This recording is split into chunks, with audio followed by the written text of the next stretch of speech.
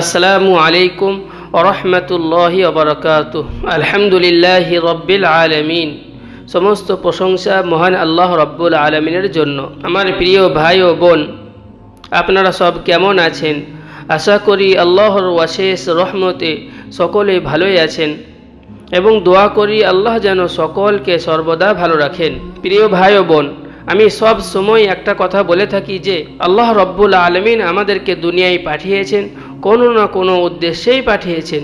খেলতামাশার জন্য আল্লাহ রব্বুল আলামিন আমাদেরকে পাঠান নাই যে যাও তোমরা দুনিয়ায় মন মতো জিন্দেগি করো, মন মতো জীবন কাটাও। না, আল্লাহ আমাদেরকে পাঠিয়েছেন শুধুমাত্র পরীক্ষার জন্য। সুতরাং আমরা এখানে শুধুমাত্র পরীক্ষার জন্য এসেছি।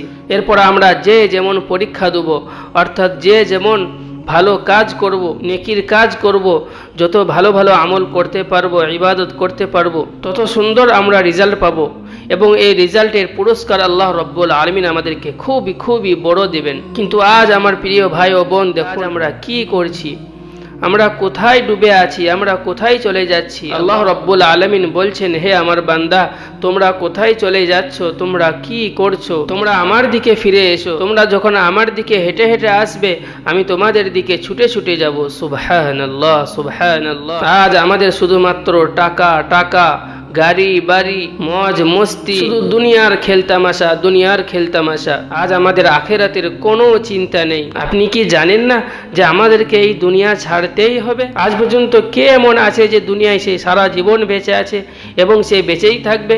এমন কে আছে?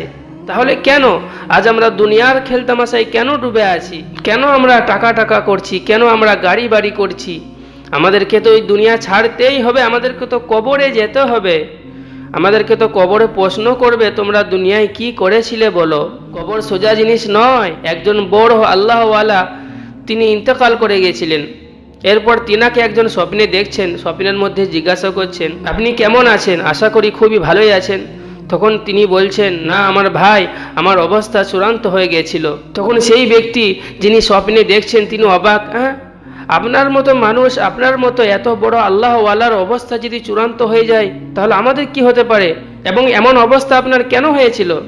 তখন তিনি বললেন, হে আমার ভাই, আমি যখন ইন্তেকাল করলাম, আমাকে যখন দাফন করা হলো, আল্লাহ আমাকে জিজ্ঞাসা করলেন, হে আমার বান্দা, বলো তুমি আমার জন্য দুনিয়া থেকে কি করে নিয়ে এসেছো? বললাম, হে আমার আল্লাহ, দুনিয়া থেকে আমি 7 বছরের তৌহিদি ঈমান নিয়ে আমি আপনার কাছে এসেছি।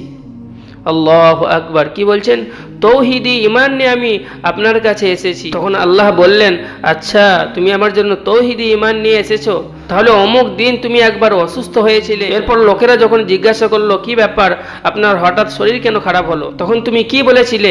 এই জিনিসটা আমি খেয়েছিলাম, তাই আমি অসুস্থ হয়ে গেছি। তখন তোমার তৌহিদি ঈমান কোথায় গিয়েছিল? আল্লাহু আকবার। শুধুমাত্র এই সামান্য জিনিসের জন্য তিনার অবস্থা চূড়ান্ত হয়ে গেছিল, অবস্থা খারাপ হয়ে গেছিল। কিন্তু পরে আল্লাহ রব্বুল আলামিন আবার তিনার ওপর রহম করে তিনাকে ক্ষমা করে দিয়েছিলেন। এরপর আমাদের ঈমান কেমন সেটা আমরা ভালোভাবে ভাবি। আমরা তো আজ কথায় কথায় বলে দিই, এই জিনিসটা করলাম তাই এই জিনিসটা হলো, এই জিনিসটা খেলাম তাই এই জিনিস হলো। কিন্তু না আমার ভাই ও বোন, যা কিছু হয় একমাত্র আল্লাহ রব্বুল আলামিনের তরফ থেকে হয়। আমি যে এই কথা বলছি, আমার যে এই ঠোঁট লড়ছে, মুখ লড়ছে, এগুলো সম্পূর্ণ আল্লাহর ইশারাতেই হচ্ছে। আল্লাহ চাইছেন তাই আমি কথা বলতে পারছি। পুরো দুনিয়াটা আল্লাহর ইশারাতেই চলে। আল্লাহ যদি স্টপ বলে দেন, পুরো দুনিয়া স্টপ হয়ে যাবে। কারো ক্ষমতা নেই যে সে নিজের থেকে চলতে থাকবে।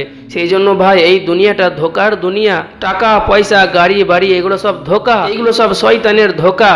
আমরা ধোকার মধ্যে ডুবে আছি। এই সব টাকা পয়সা কবরে আমাদের সাথে যাবে না, আমাদের যাবে শুধুমাত্র আমাদের আমল, আমাদের ভালো ভালো ইবাদত, সুন্দর সুন্দর নেক কাজ। সেই জন্য আমার প্রিয় ভাই ও বোন, দুনিয়া দুনিয়া ছাড়ুন, টাকা টাকা ছাড়ুন, গাড়ি বাড়ি ছাড়ুন, আল্লাহর দিকে ফিরে আসুন। আপনি আল্লাহর কাছে চান, আপনার সমস্ত দুঃখ, সমস্ত কষ্ট, আপনার সমস্ত পেরেশানি, আপনার সমস্ত বিপদের কথা আপনি আল্লাহর কাছে বলুন। আপনি যত দুনিয়া দুনিয়া করতে থাকবেন, তত বিপদ, তত পেরেশানি, তত দুঃখ, তত কষ্ট আপনার পিছনে লাগবে। আর আপনি যখন এই সব ছেড়ে দিয়ে আল্লাহকে ডাকতে থাকবেন, আল্লাহর হবেন, তখন আল্লাহ আপনার হয়ে যাবেন। আর আল্লাহ যখন আপনার হয়ে যাবেন, তখন আবার আর কিসের চিন্তা?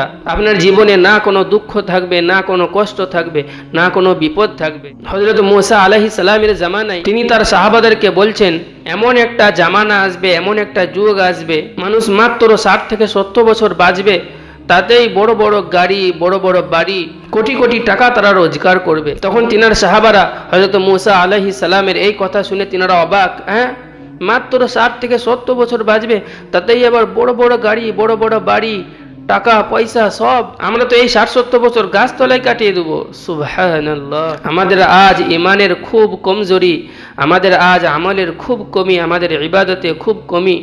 সব থেকে বড় জিনিস আমাদের আজ আখলাকে খুবই কমি, আমাদের চরিত্র, আমাদের ব্যবহার খুবই খারাপ, আমাদের মানুষের সাথে ভালো ব্যবহার নেই, আমাদের আখলাক সুন্দর নেই। আজ আমাদের পিতামাতার সাথে ভালো ব্যবহার নেই, আজ আমাদের স্ত্রীদের সাথে ভালো ব্যবহার নেই। আজ আমরা শুধুমাত্র দুনিয়াটাকেই আসল মনে করেছি, আজ আমরা টাকা পয়সাটাকেই আসল মনে করেছি, কিন্তু আসলে এই সব ধোঁকা। সেই জন্য আমার প্রিয় ভাই ও বোন, এই ধোঁকার দুনিয়া থেকে উঠে আসুন, আপনি আল্লাহর হয়ে যান। এরপর আল্লাহ রাব্বুল আলামিন আপনার কিভাবে হতে পারে আপনি দেখুন। আল্লাহ রাব্বুল আলামিন আমাদের সকলকে সঠিক হিদায়াত দান করুন। ওয়া আখিরুদ দাওয়ানা আনিল হামদুলিল্লাহি রাব্বিল আলামিন।